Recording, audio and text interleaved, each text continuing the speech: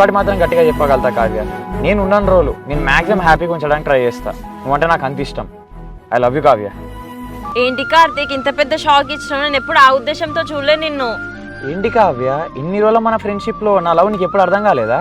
అర్థం కాలే కార్తీక్, నిన్ను ఫ్రెండ్ లెక్కనే ట్రీట్ చేసిన నేను. అవునా? సరే, నేను నా మనసులో మాట అయితే చెప్పినా కదా, ఏమనుకుంటున్నావు చెప్పు మరి. నీకు మా ఫ్యామిలీ గురించి తెలుసు, మా అన్న గురించి తెలుసు, నా గురించి కూడా తెలుసు. నా గురించి అట్లా ఎట్లా అనుకున్నావు కార్తీక్ నువ్వు? నాకు నీ మీద అట్లాంటి ఒపీనియన్ ఏం లేదు కార్తీక్. Good bye.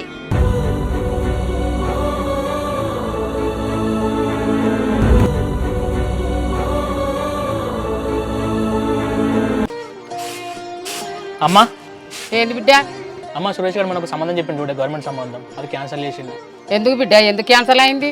వాని గురించి సురేష్ గారు నేను ఎంక్వైరీ చేసినామే, గవర్నమెంట్ జాబ్ అని చెప్పేది. కానీ వాడు అంత మంచోడు కాదట.